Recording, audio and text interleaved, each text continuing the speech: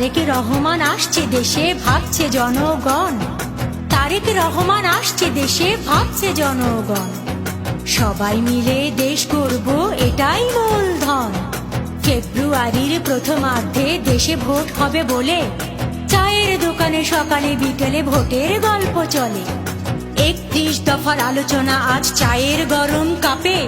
15 বছর দেয়নি ভোট, খুনি হাসিনার চাপে। জুলাই আগস্ট গণ অভ্যুত্থান পালন করলো সবাই। এখনো দেখি এদিকে ওদিকে মানুষ হচ্ছে জবাই। লড়াই লড়াই লড়াই চাই, লড়াই করে বাঁচতে চাই। এই স্লোগানই চলছে, শেষ হচ্ছে না লড়াই। এখনো দেশের মানুষ বলছে।